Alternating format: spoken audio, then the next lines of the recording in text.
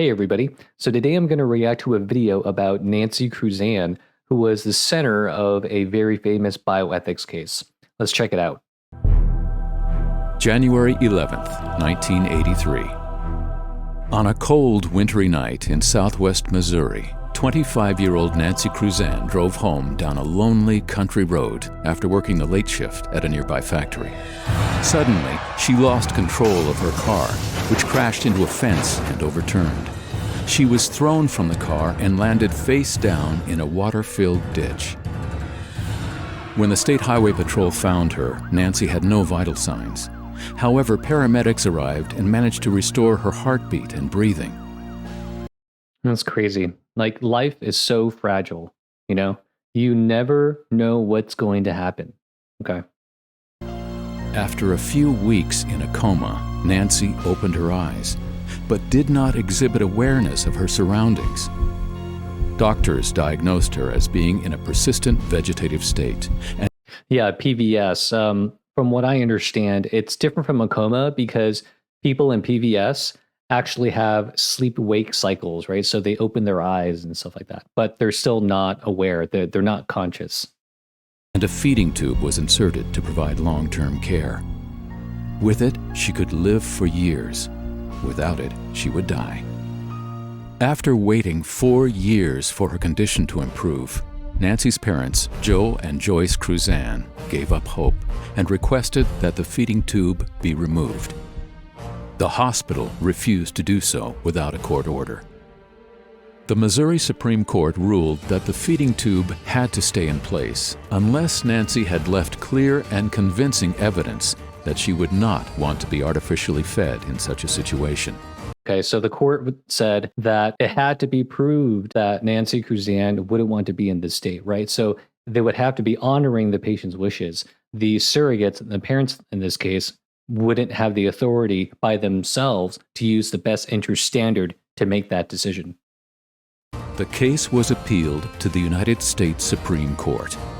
In response to Nancy's trial, the American Supreme Court, led by Chief Justice William Rehnquist, established for the first time that any competent person has a constitutional right to refuse medical treatment.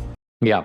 So again, a competent person is a person who has decision-making capacity, right? I mentioned this before. So any person with decision-making capacity has the right to refuse medical treatment, even when that treatment is life-saving or life-sustaining. And in this regard, artificial nutrition should be considered the same as any other medical treatment. Okay, so putting those two things together, it means that a person who has decision-making capacity can refuse artificial nutrition and hydration. Still, regarding Nancy Cruzan, the Supreme Court upheld the ruling of the Missouri court because there was no clear and convincing evidence that Nancy Cruzan wanted to exercise this right.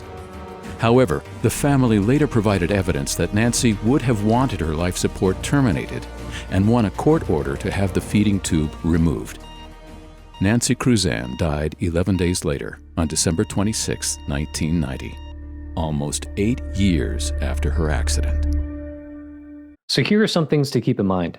Like I said before, patients have the right to refuse life-saving treatment, and surrogates are supposed to honor your wishes when you can't make decisions for yourself. This highlights the importance of telling your surrogates what you want, okay?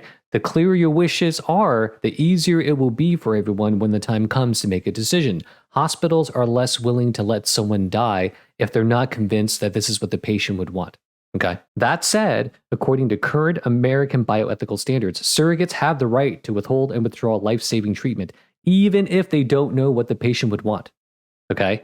Meaning they can do that using the best interest standard. They don't have to use substituted judgment in order to do so.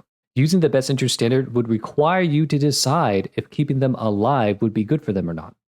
Okay? That's what that means. As you can imagine, this causes a lot of distress for families, right? Because they have to decide, like, well, should we let, our daughter die? Should we let our mom die? Is that what's good for mom, And that it's obviously a distressing situation to be in. It makes it a little easier if they know that the patient themselves wouldn't want to live that way, right? Because then they're honoring the patient's wishes, right?